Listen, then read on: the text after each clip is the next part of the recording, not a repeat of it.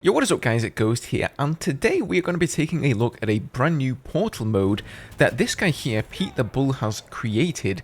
And what it does is basically gives the game a better air vehicle crosshair within Portal that I really think DICE should look at, learn from, and possibly even implement into the game. This is a really great training tool for anybody who is interested in flying the jets or the helicopters in the game, so we're going to check that out and then I'm going to give you guys some of my thoughts on the possible pros and cons of using such a system for Battlefield 2042. Before we begin though, if you guys do enjoy the content here on the channel, consider subscribing so you don't miss out on any future Battlefield videos. The current goal is 50,000 subscribers.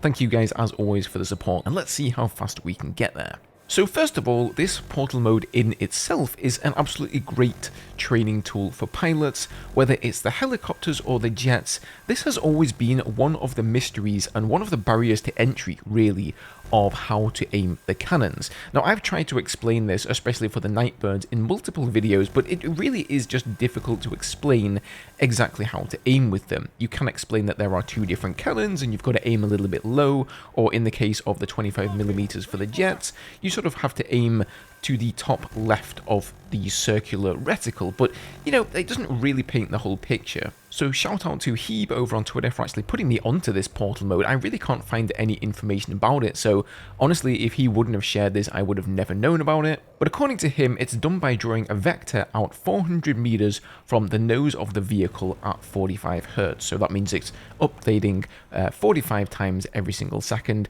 and it seems to be accounting for a range of 400 meters, if I'm understanding it correctly. And so essentially what this is a PIP like you have in modern day aircraft, which stands for Predicted Impact Point. It's going to show you where your bullets will land. So jumping into this portal game mode here and flying around in a helicopter or a jet is maybe one of the best ways to actually get an understanding of how to aim with the cannons. You know, I remember when I jumped in Battlefield 2042's beta for the first time, I leapt into the Nightbird, and I couldn't hit anything at all because it was just so different to the scout helicopter from Battlefield 4.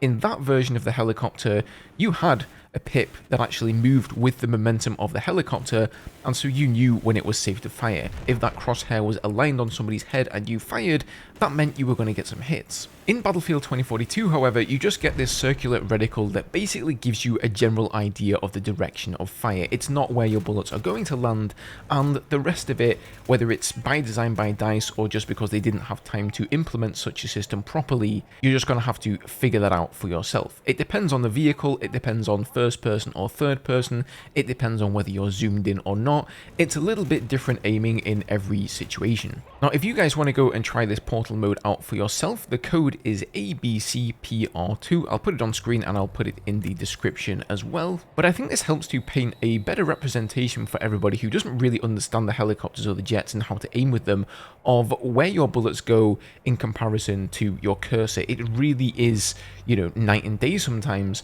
and it helps to explain how you get things lined up. Now, another question is, should DICE maybe implement this into the game? Like I said, I don't know if it was by design. I suppose on the one hand, there is a certain amount of skill to the vehicles by not having this predicted impact point, right? If you play in the Nightbird, you kind of have to get used to where the bullets are going to go, whether you're aiming with the left cannon or the right cannon, you know, where that convergence range is at. Same thing goes with the cannons on the jet. You have to get used to aiming with those depending on the distance. And there is a certain amount of skill to that, and some of that skill will disappear if you have one of these predicted impact points. I certainly don't think it should exist in third person. Currently in this game mode, you can also use that in third person, and in my eyes, one of the main skills of dogfighting is knowing how far in front of the enemy jet at those high speeds you need to be aiming in order to be able to hit them with the cannons. If you have a system like this in the game, you won't need to do that. You can just use the third person mode, wait till the X lines up, and attack them. Of course, in real life, this is the way it works, right? Real life pilots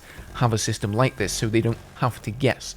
But as we've been down that road many times, realistic things are not always what is best for Battlefield games. I would always put fun above realism.